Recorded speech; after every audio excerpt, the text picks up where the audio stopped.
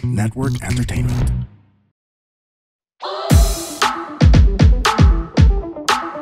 Hi girls and boys! Kami ang Lady Bosses! Mga sister let's CR tayo. Let's go! Okay.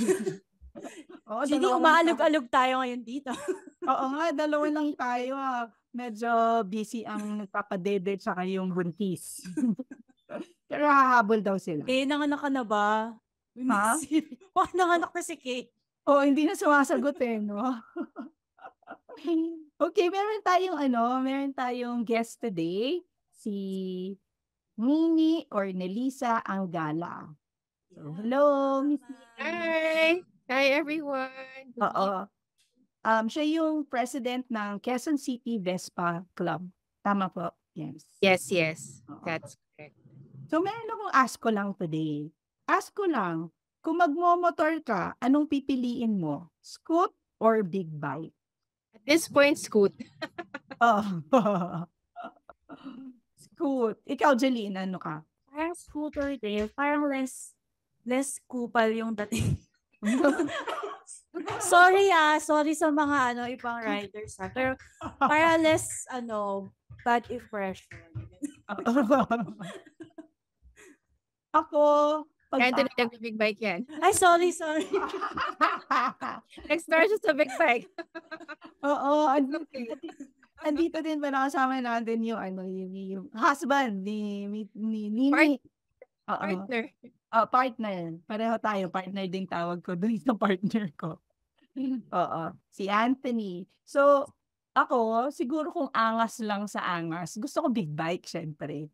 Pero, syempre, hindi ko alam kasi kung natatakot ako kasi mas malaki pa yung big bike kaysa sa akin. Baka hindi ko mabuhat pag medyo nahulog na siya. So, for now, scoot ako. Okay. So, bakit scoot, Miss Pizzy? Actually, siya konting history. Sige.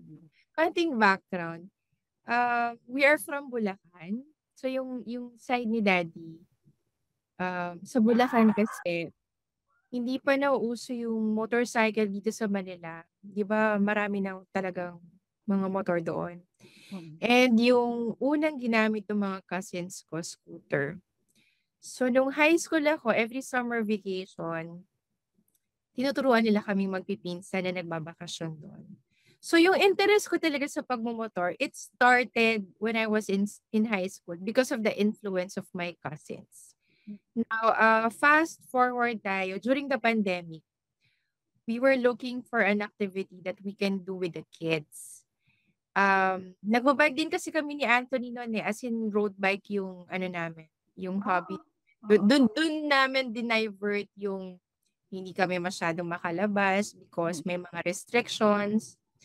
So from indoor cycling, nung nakalabas na, sige, bisikleta sa labas. Tapos yun na, sabi namin, why not explore a new hobby? Kaya nagkaroon kami ng interest sa motor. Pero hindi pa scooter nung time na yon.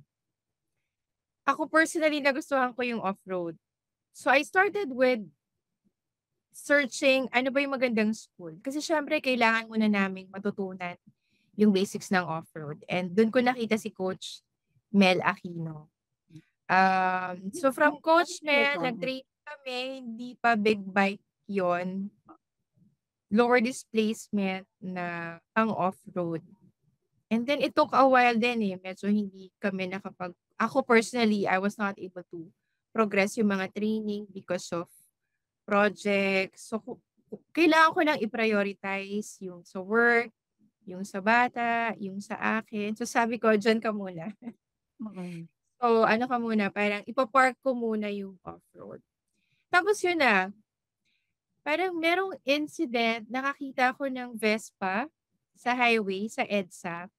Natuwa ako kasi sabi ko, ang ganda. Oo, maganda nga siya. Very, very classic yung look and feel niya. And then I started searching kasi back then, wala akong idea, ano ba tong brand na to? So, nung nag-search na ako, doon ko nakita yung iba't ibang groups via Facebook nung Vespa. So, nag-join muna ako. Upon joining kasi, ang talagang ginagawa ko, nag-observe ako, how's the group, ano yung culture nila, ano yung mga right schedule. Parang tinatry ko i- i-assess kung mag-fit in ba ako dun sa group na yon. Until nakita ko yung Facebook page ng Vesputi. So, all white Vespa yun. Eh, yung sa akin kasi, it's white Vespa. So, sabi ko, ang ganda. So, kailangan makasama ako sa ride nitong group na to. So, yung interest ko, doon na talaga nag-start hanggang sa lagi na akong nakamonitor, ano yung mga activities. Kumbaga, hindi pa ako nagjo-join. Ginagamay ko muna yung group. Kinikilala ko kung sino yung mga admins, sino yung mga leaders of that group para just in case meron akong gustong i-propose, I can talk to them directly. So basically that's how I started with scooter, with Vespa. Yung my love for Vespa, particularly yung white Vespa. Oo. Yung off-road? Yung off-road, ano siya, sa mga mababato, hindi siya yung city ride. Ang intent ko kasi back then was, gusto kong magmotor sa bundok. Oo. Yung mga hindi naaabot ng sasakyan, like yung mga cars, kayang puntahan ng motorcycle. May pagkaano kasi ako may pagka-adventurous na gusto ko laging nag-explore ng mga lugar na hindi pa masyadong napupuntahan ng maraming tao. So yun talaga yung one of the reasons why I opted for off-road motorcycle versus yung city ride na motorcycle. Yung off-road motorcycles, parang mga hindi scooter, no? Hindi siya scooter. Ang difference when it comes to dun sa mga motor, mas mataas. Yung, ano bang tawag siya? Yung seat height niya, yung sa ilan. Parang may art. Oo, para just in case dadaan ka sa mga mababatong area, hindi tatama yung ilalim. Hindi siya sasakyan. So, yun din ang isa sa mga challenge kasi pag off-road, medyo mataas. Yun nga. So, kumbaga, if you are challenged, Pag petite. vertically, kailangan makuha mo muna yung confidence riding a motorcycle bago ka tuluyang maging confident na mararide mo na yan. Otherwise, prone ka sa pagsemplang.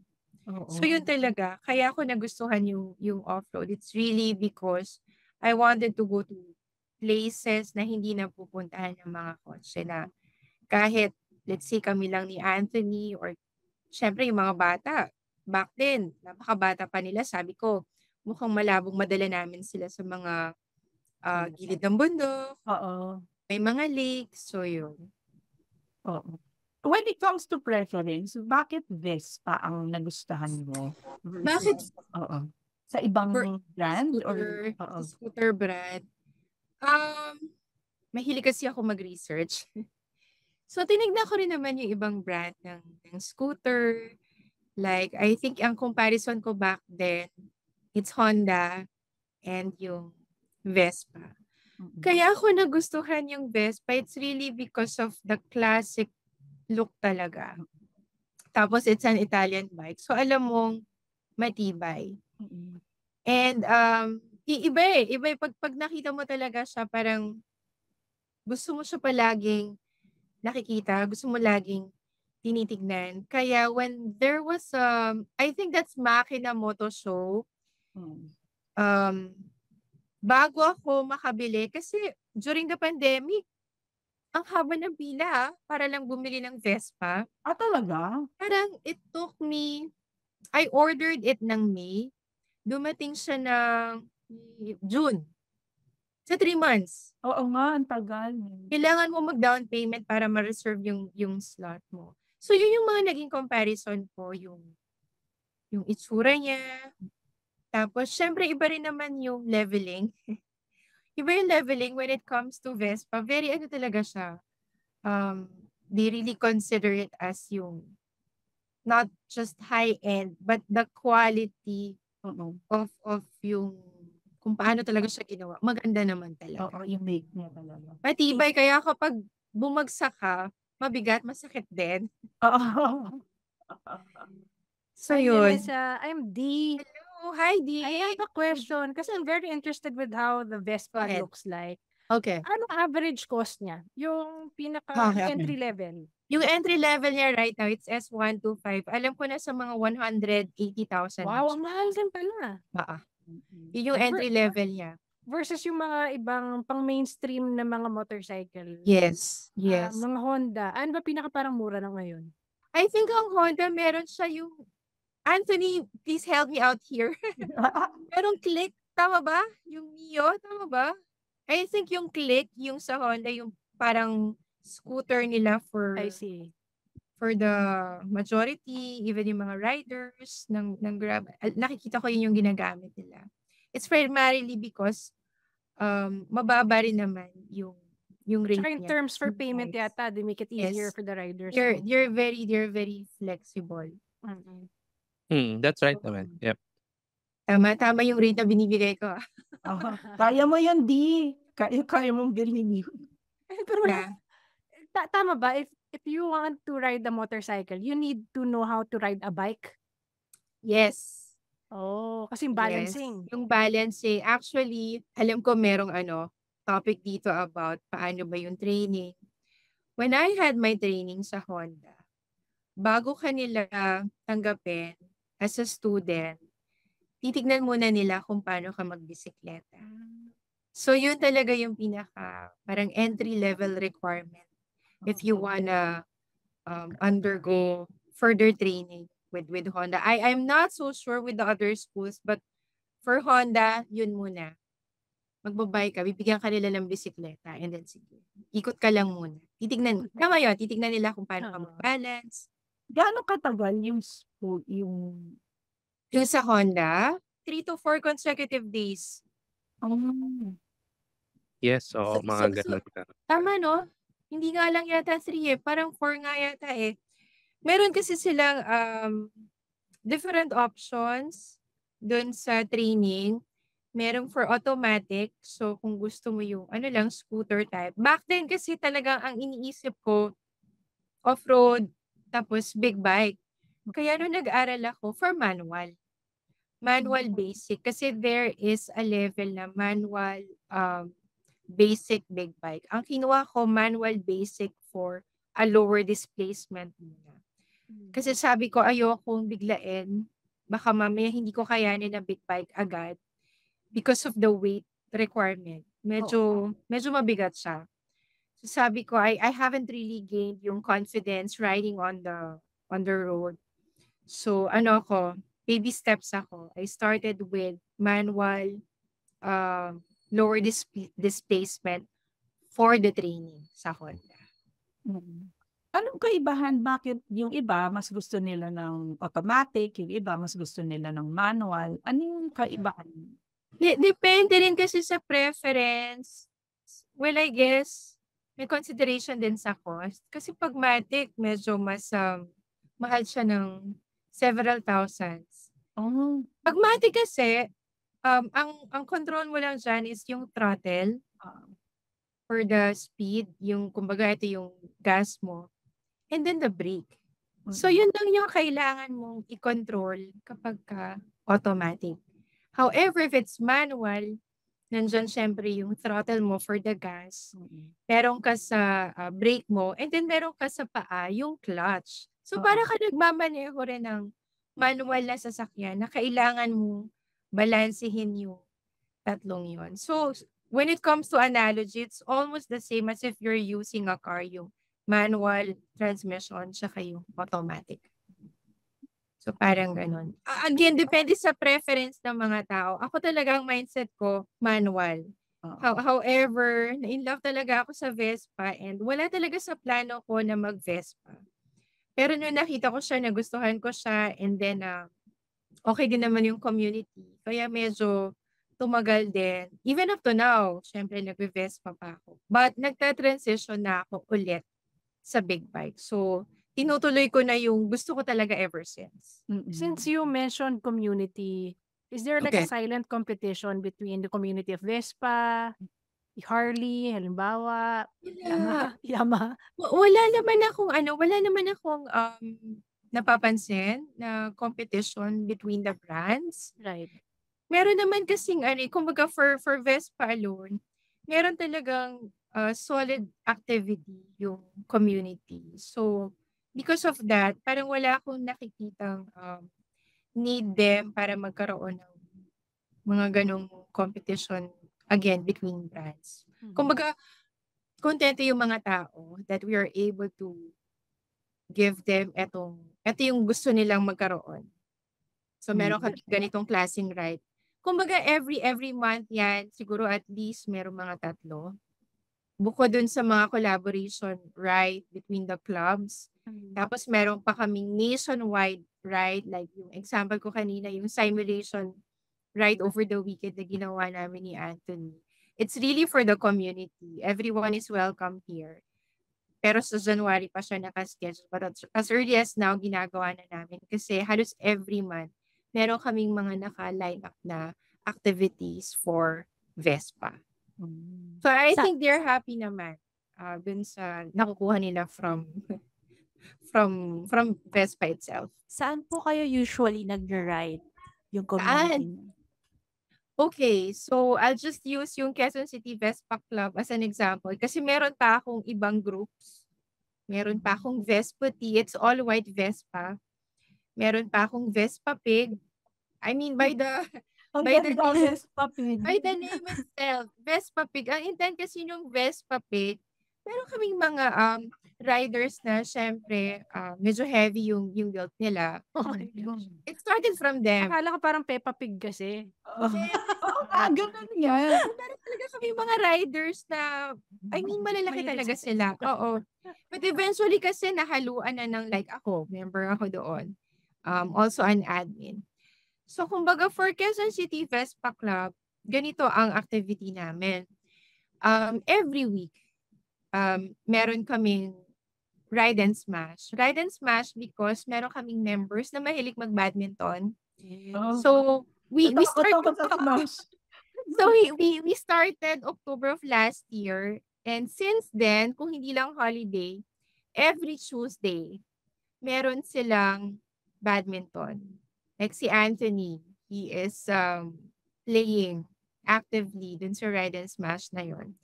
And ang nakakatuwa kasi nakikita mo na nagta-transition yung isang rider mo na beginner sa badminton, nagiging intermediate. And then yung intermediate, sobrang mas gumagaling pa, nag-elevate yung skill nila, nagiging advanced. So that is just one example. And then yung every other Thursday, meron kaming fellowship. We call it QESO. QESO kasi stands for QC Eat Scoot Operations. Parang gusto ko yun. So it's a town bike. It's a town bike. Initially, we were thinking if we will do it every Thursday, every week. So sabi ko, medyo siya. I mean, for us yung core team, baka hindi kami maka-deliver dun sa ganung commitment because meron din naman kaming ginagawa outside of the Vespa community. So right now, maganda yung traction niya. I think we are averaging 30, 40 plus riders attending the QESO night or the QESO tambay every other Thursday. The maximum was mga 60, 68. So imagine yung dami ng rider na yon.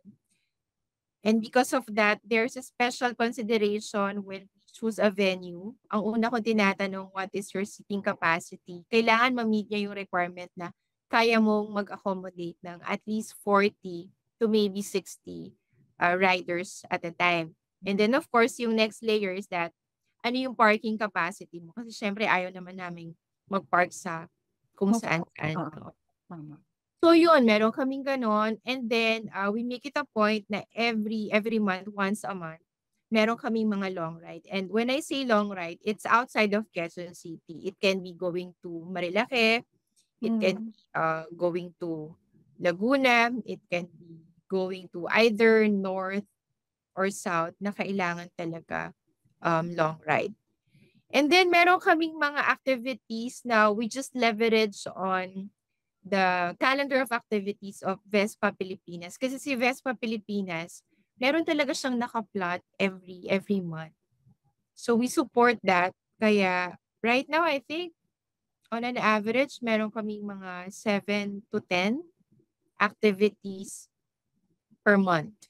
Dami ah. Era pa doon yung mga biglaang nai-invite kami na, meron kaming ganitong ride.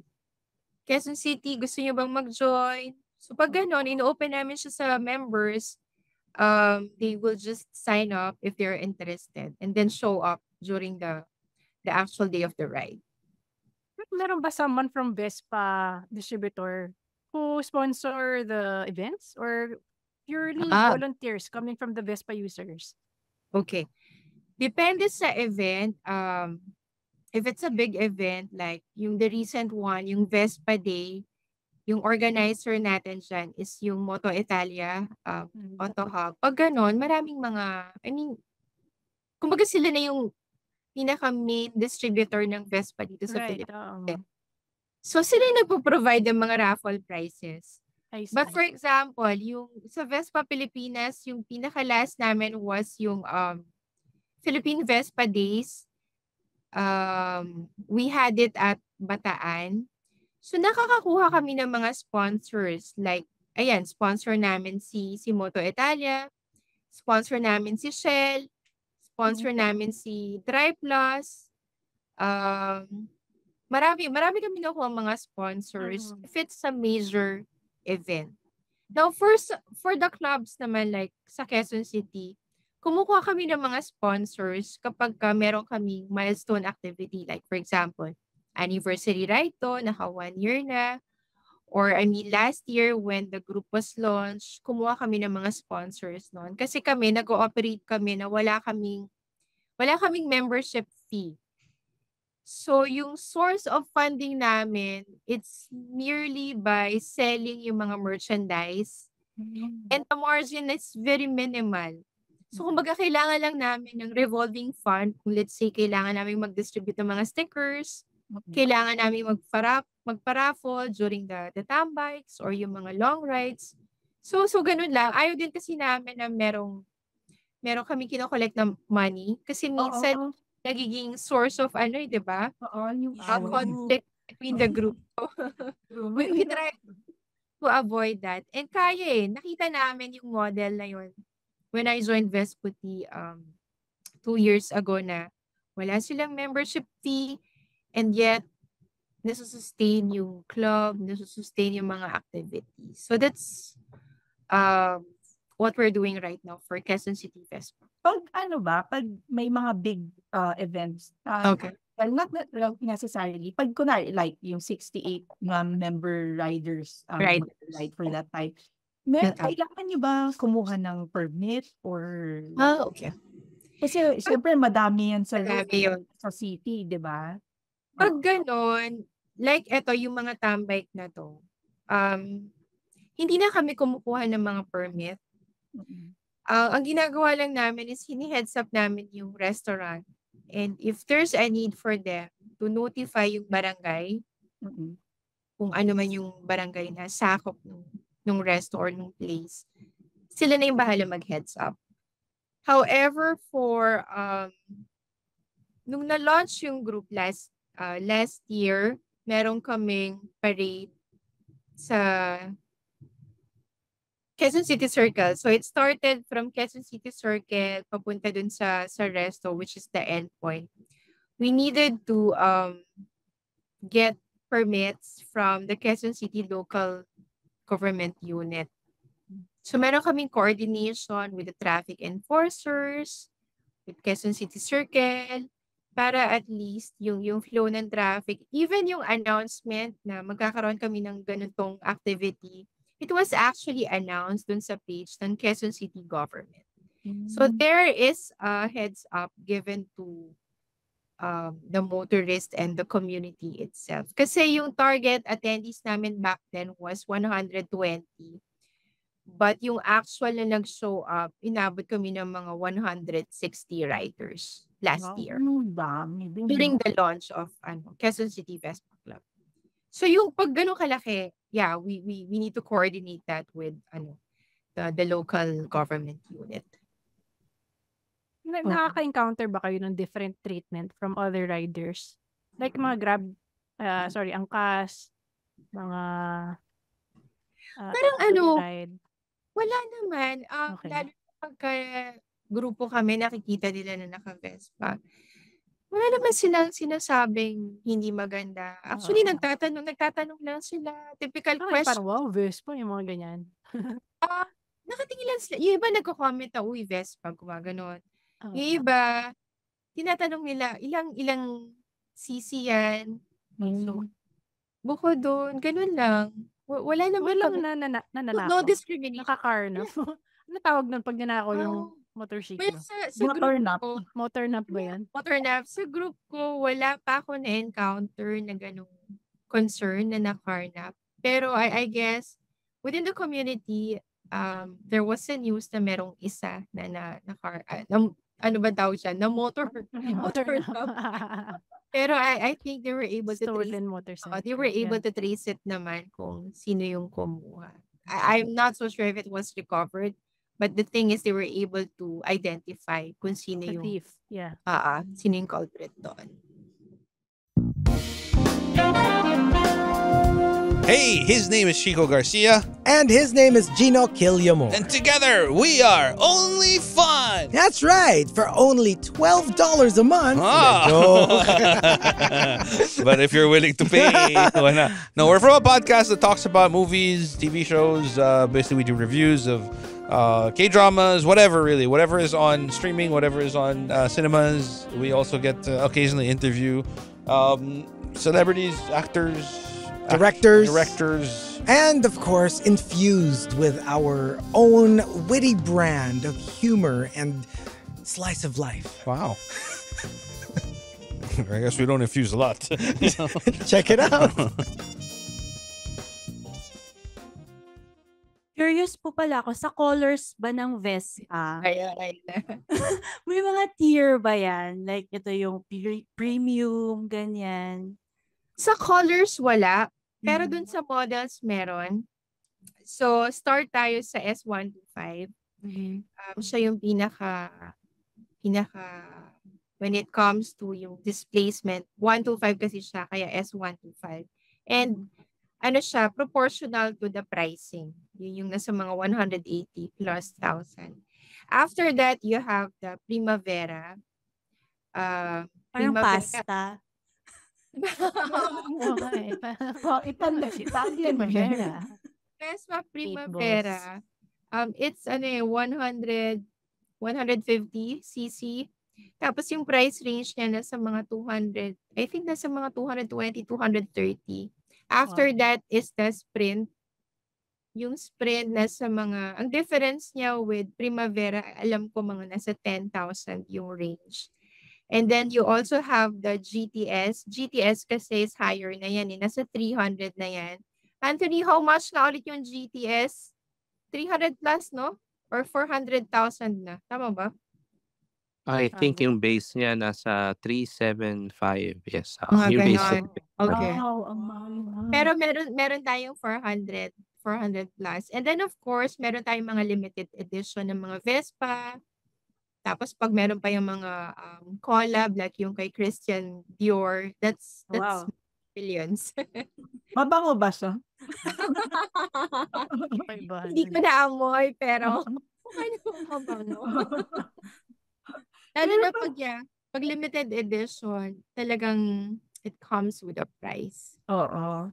Pag sinabing CC, yung kahit yung pinakamababang CC ng Vespa, nakakapasok ba yun sa sa toll, sa expressway? Expressway. No, Skyway. Walang Vespa na nakakapasok sa Sa expressway. highway. Oo. O kasi ang minimum natin sa toll, sa highway it's 400. Eh yung pinaka-max natin for Vespa, tama ba yung term? Pinaka-mataas is 300. Oh, so under the siya? GTS. Yeah pala. Oo. There is Never pa ako GTS. nakakita sa highway. Oo. There's GTS, there's GTV na model. Yun yung ano natin, naka 300 cc. Tsaka besides, safety-wise, I don't really recommend the motorcycles to go to the highways, no? The highway, Not safe. So pag nag-ride kayo sa inner cities talaga kayo dumadaan, lalo na pag outside. Yes. Yes, Oh, like mas mahaba yung ride nyo. mas mahaba. Like for instance, itong weekend ride namin, the simulation ride, we went to Pangasinan and then back to Subic. Talagang nasa ano kami, side streets, service road, and it took us for a 520 kilometer ride. That's the total kumbaga mileage or distance.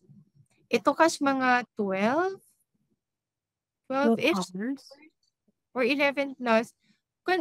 If we are to include the break, toilet break, coffee, it took us like 14 hours dun sa 520 kilometers na yon. So we passed through Bulacan, Pampanga, Tarlac, Nueva Ecija, Pangasinan, Bataan, Subic. Wow. Yun yung ikot namin. So then pagdating nyo sa destination, do you go camping or hotel? Hotel na kami. Oo, yung gamit. Pagod na. Aircon naman. At saka yung gamit ka, Angeline. Oh. Ang daming dala, ang daming bitbit Diba? pag camping. What we're trying to, kumbaga it's a simulation ride eh. So kailangan yung normal riding condition na magra-ride out kami ng midnight. Kumbaga kailangan ko sabihin, kaya ba? Kakayanin ba to ng mga participants? Yung mga female rider, kaya ba to? Sumasama ba yung Vespa pigs pag ganyan? Kaya ba nila? Sumasala sila, oo. Wow. Sumasala sila. Pero compared to halimbawa biking, hindi masyadong strict yung health requirement pagka motorcycle. Tama ba? Ganito. Ang sinasabi namin dyan, kasi we no longer check kung ano ba yung physical condition ng mga riders. Right. Parang for us, upon registration, they just need to ensure that they are fit to join the activity. May waiver. Oo. If they feel na hindi sila physically fit, kumbaga ano yan eh, listen to your body. Right. If you feel something is wrong, then don't proceed. Lalo na Rather, Kasi iwan ka namin. prioritize yung safety ng mga riders, lalo na kung meron silang nararamdamang hindi okay. Yeah, it's upon their discretion if they want to join or not. So you mentioned about yung mga female riders, kung kaya ba nila. Naki-curious lang ako, meron bang mga bully sa road, lalo na kapag alam nila ba? Personally, hindi ko siya na-experience. Actually, yung natanggap ko, it's actually a compliment. Ang sinabi sa akin, hindi sa akin directly, ang sinabi doon sa kasamahan ko, na member din ng Vesputi, uy, si ma'am, ang bilis magpatakbo. Parang hindi babae. Hindi babae. So may mga ganon. Parang ako kasi ayoko nung notion na pag nalaman na babae yung rider, may mga comment na hindi marunong, babagal. Kaya kami ni Anthony, we always start with education, training ourselves para at least we know how to act properly pag nasa daan na kami, pag nag-ride na kami. Para at least hindi rin kami masasabihin ng ganyan. And ako personally, ayoko rin kasing masasabihan ng ganon. Kaya kailangan yung proper education, equipped kami. So far, wala akong ganun experience. Anong sign na kamote rider ka? Ano pa yung Kamote rider ka? Kamote rider applies ka? to all na hindi lang mga Grab or Lalamove. What is kamote rider to begin with? Kumakain ng kamote din. Singit ng singit. Basically, singit. Yung hindi ka marunong mag-comply Isip. with traffic rules and regulations. Or kung sisingit ka, you're not mindful. Balahura. Oo, the person sa harap mo o yung nasa gilid mo. Yung, alam mo yung sisingit ka na pwede kasing madisgrasya yung nasa katabi mo eh. Oo. Or Alam mo yung mag-o-over. pinaka-pet peeve ko na Lisa, yung mga sumusunod na motorsiklo pag may ambulance. Ah. Yes. Pero maraming gumagawa nun. Dami gumagawa nun. Pero wala akong gumagawa nakikitang Vespa na gumagawa nun, to be fair. But sa Vespa community naman kasi since, kumbaga, alam naman ng mga tao na, uy, Vespa to. And it comes with yung proper training education. Right. Yung social awareness, like ako sa group ko, sa Quezon City, sinasabi ko talaga sa kanila na, lalo na pag naka-jersey, nakikita sa jersey kung anong club eh. Ang laki-laki Oo. nun, no? Ang laki ng name. You represent the Sabi club. ko, whenever you use your jersey and naka-Vespa ka, be mindful because you're not only representing yung sarili mo, but you're representing the entire community. And yung behavior mo, it will reflect kung ano man yung pwede nilang masabi sa group. Kaya, just be very careful and always obey yung traffic rules and regulations. Oo. Bawal ang kamote. Totoo. Di ba sa Marilaki? Marilaki. Oo, Ang dami. di ba Ang dami doon? Oh, kilalang kilala yun sa mga nagbabanking. Yes. Necessary ba yung banking? Hindi ko, Actually, siguro yung thrill na nagagawa yun, nakakaling ka. Gusto siya ng mga riders. Kasi for them, maybe it's an accomplishment that they're able to do that. Pero hindi naman siya requirement. Pero lang talagang mga gumagawa. Siguro gusto nilang matry din kung kaya ba nila yun or hindi. May track ba dito sa Philippines? Track meron. Oh, Ang alam ang alam ko, there's one sa Carmona and then there's another one sa Clark. Anthony, meron ba sa Batangas? Meron, no? Yes, sa Batangas meron. Yeah. So yun yung mga alam namin na track. Simply because yung mga kami, nakapunta na kami and yung mga friends namin, yun yung mga pinupuntahan if they wanna practice yung skills nila sa big bike. Tama. Doon na lang sila, wag sila sa road. Diba? Pero very known kasi ang Marilaki. Because of the twisties. Kaya nilang mag-banking or what. Scary ba talaga doon? Hindi pa ako nakapunta doon eh. Like, for riders Diba? I mean, for me, hindi. Kasi nga kami, nagpupunta kami doon. There was a time na every Friday. And even up to now, I do have riders that they go to Marilaki at nighttime. Mga 8 p.m. onwards. Simply because they enjoy going there. They enjoy the ride. Tsaka masarap din kasi yung weather, malamig doon eh. So pag inabot ka ng mga 9 p.m. onwards, ang sarap mag-ride. Lamig. Para kang pumupunta ng Tagaytay or Baguio. Malamig. Pag motorcycle rider ka, ano yung mga safety gears, lalo na kapag beginner ka? Okay.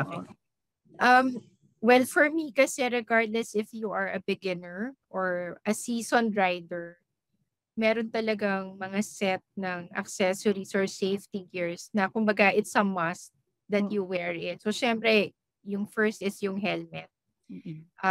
Ako ang recommendation ko lagi, lalo na kapag long ride yan, sa high speed, naka full face para well protected in the event na magkaroon ng accident. And then, of course, yung gloves to protect yung kamay just in case. Karoon nga ng any accident, protected pa rin yung kamay. Riding shoes. Ako nag-riding shoes ako kapag long ride.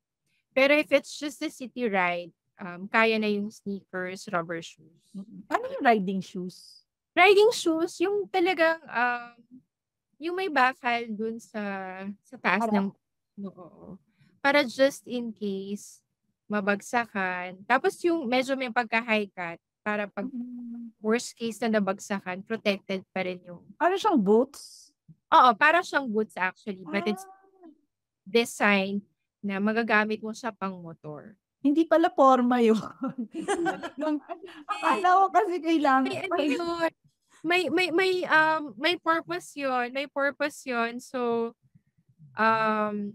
it will protect you. Just in case naka-encounter ka ng sudden crash dun sa motor mo. So there is really a purpose for the riding shoes.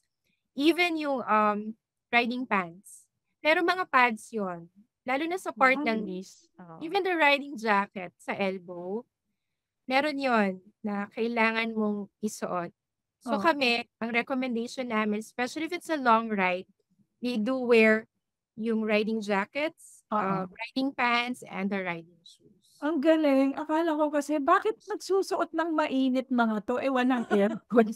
Parang, akala ko talaga, forma lang. Forma lang, hindi. It's not just for Oo. the forma. Merong purpose yung mga yun.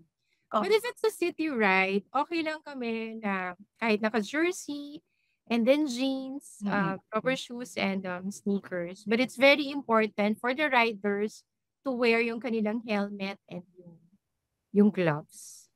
Oo. Kumbaga yun yung pinaka-basic na dapat suot mo. And of course, I forgot, the balaclava. Yung sinusuot sa head before putting on the helmet. Ano siya? Para siyang fabric? Protection for the face?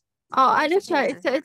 Well, for the hair, at saka ako ang pinaka-usage ko sa kanya, especially kapag you're riding under the sun, yung sweat, ina-absorb niya. Ina-absorb. Of course, Hindi pumunta sa mata.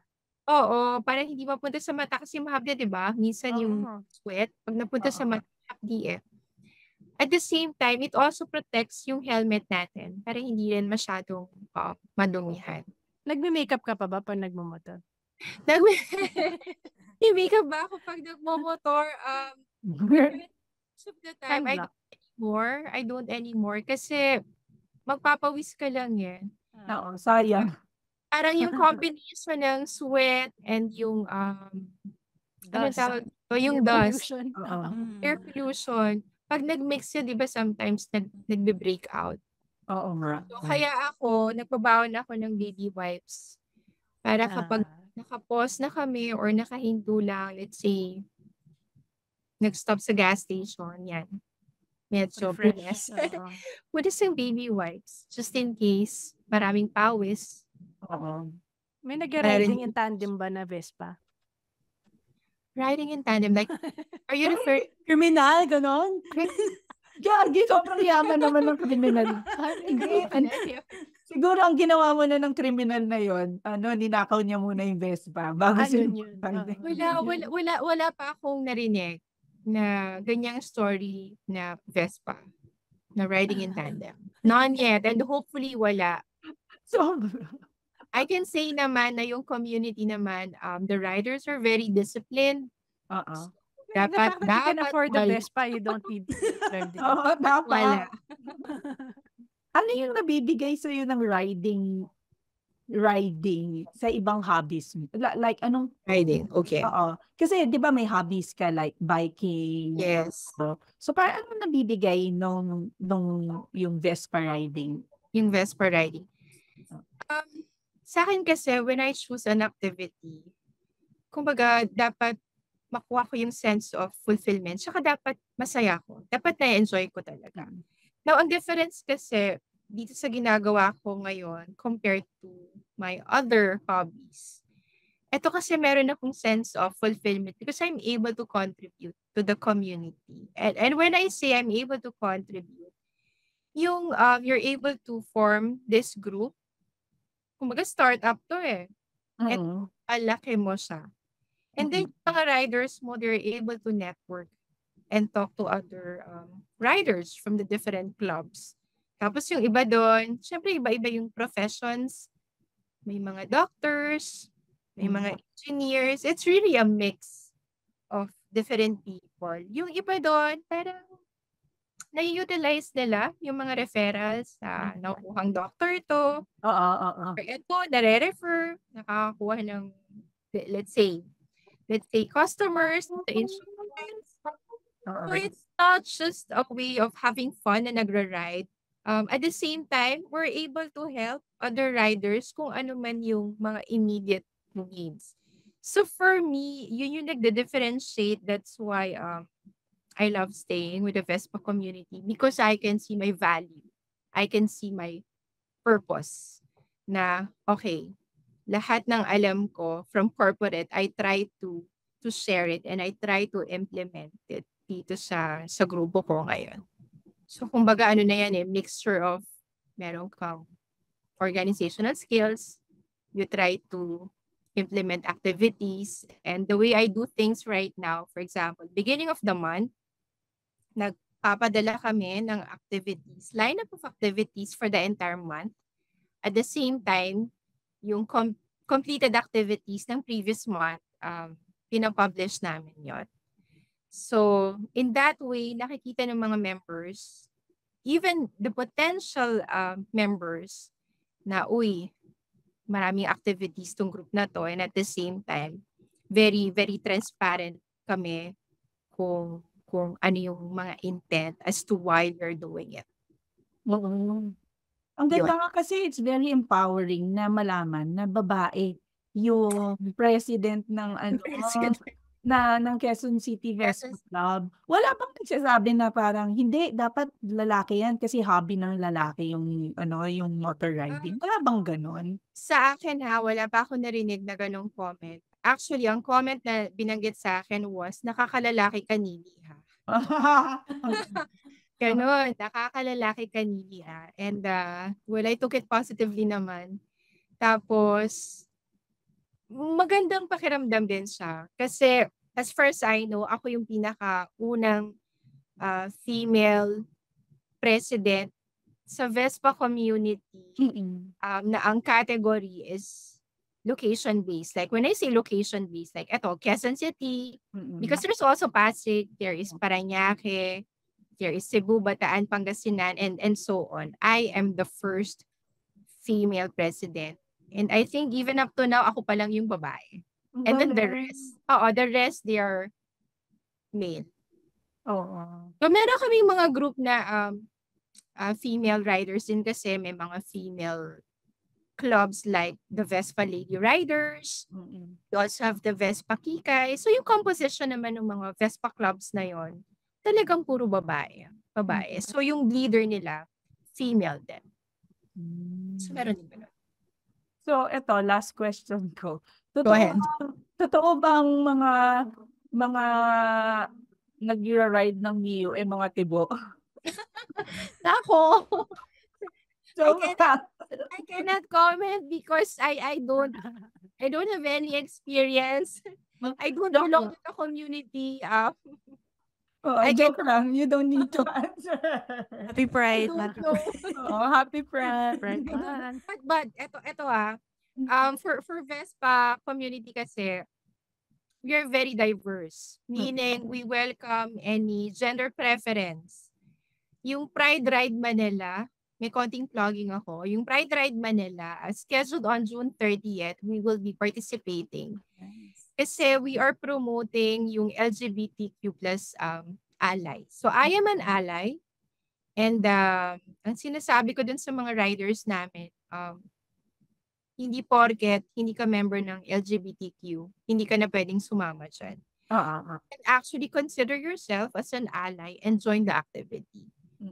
So very, very open kami. We welcome any profile, any gender preference. We do not discriminate. So, yeah. Julie, may mga tanong pa ba kayo? Ma'am, sa mga nakikinig po na Vespa riders, paano po sila makaka-join sa group ninyo? Paano makaka-join sa group? Well, yung Quezon City Vespa Club kasi, ang pinaka-target namin are those riders residing within the Quezon City vicinity. But we are not limiting yung members na dito ka lang. Kumbaga, kung QC ka lang nakatira, sige, dito ka lang. Dito ka lang mag-join. So, we are accepting riders, let's say from Caloocan, from Malabon. Depende sa comfort level nila. So, we let them join our Quezon Tambay, yung every other Thursday or the other group monthly group rides, and have them experience ano yung culture ng group. So kung nagustuhan nila, they can stay. Meron lang kaming requirement, yung tatlo. Yung tatlong yon, it's either a combination of 3 long rides Pwedeng 3 Quezon na napuntahan nila, pwedeng 2 ride and smash, and a combination of either a group ride or Quezon ride. So, para makilala namin yung rider and at the same time, kung let's say meron siyang feedback din sa amin that we can improve upon, we can do that as well. So, yun, mabilis lang yung para maging members sila and we don't have any membership fee. Nice. Libre sumali sa grupo namin. And yun nga, we're also promoting yung ibang clubs. Like for example, may nagtatanong sa amin, nakatira sa Pasig. So una namin nire-recommend yung, let's say, Vespa Club Pasig na merong ganitong group, is malapit sa'yo. So in terms of proximity, if there's an activity, it will be easier for the rider to join them. Pero kung preference nila na mag-join sa amin, hindi na namin sila mapipigilan. Kumbaga yung Vespa community kasi, the landscape of the collaboration, talagang ang laki ng improvement na yung mga officers, even the members, we communicate. So kung meron kaming kailangang i-refer, it's easier for us to just contact the leader and then refer this rider. So ganun yung nangyayari sa amin ngayon. I mean, just over the weekend, meron akong nakuha na rider from, nakatira siya sa Quezon City, pero ang una niyang na-meet, yung mga taga-Antipolo. So yung Antipolo, binigay niya ako ng heads up na, you have a rider from Quezon City and she wanted to join their group. So just talk to her. So yun. Ganon. Mabilis lang. Vibe check lang. They can visit our Facebook page. It's Vespa Club. Right now kasi naka-private yung page. So makikita naman nila yung mga activities. I always recommend the new riders to read and understand our mission and vision statement. So meron kaming ganon. When I formed the group, yun yung unang-una kong ginawa. Because at the end of the day, kapag medyo naliligaw na, and again, hindi naman kami yung forever na leader eh. Siyempre, we wanted succession. Gusto namin yung mga riders ngayon na bago. Eventually, after maybe 2-3 years, sila na yung pumalit sa amin para we can just sit back and relax. Kayo na lang yung makikiride. makikiride. Member nyo? Oo nga, no? Stanley Chi, is he a member of your Quezon City Vespa Club? Sorry. Stanley. Vespa yun eh. Sabihin ko sa kanya, sumali. Stanley. Parang wala pa akong nagiging member na Stanley. Yung taga-QC yun, tas Vespa siya. Sige. Siya po yung financial advisor. Joke. Kahit lang yun. Chikita pa yata ako. I can check our Facebook page group. Kasi right now, yung active members ko, based on the last review, nasa mga 85 na. And when I say active, eto yung mga nagjo-join regularly ng Quezon, ng mga long rides, ng Vespa Pilipinas, nasa 80 plus. But the members dun sa Facebook page itself, nasa 700 plus na. Close to 800. And we are just, mag-1 year kami sa August. So we are growing at an exponential rate. Oo, 1 year pa lang. Grabe. So, ang mayaman sa Pilipinos pa lang. So, mula sa kaboses ninyo, akala ko forma lang yung mga damit ng motorcycle riders, Jeannie Lakay. Mula sa kaboses yung biglang nag-crave ng pasta primavera, Jeline Cobillas. Mula sa kaboses niyong ayaw sa mga kamote riders pero gusto sa Villa Socorro Farm kamote chips. Masarap. Kami ang Lady Bosses. Thank you po. Thanks everyone. Bye, Julie. Bye, G. Bye. Bye, Little Boy. Thank you, Anthony. Thank you as well. Happy Monday. Bye-bye. Bye-bye. The opinions of podcast creators, hosts, and guests are not necessarily reflective of the official stance of the Pod Network Entertainment, its hosts, or other network programs. The content created by the people behind the podcast is personal and not meant to harm any religion, ethnicity, group, organization, company, or individual.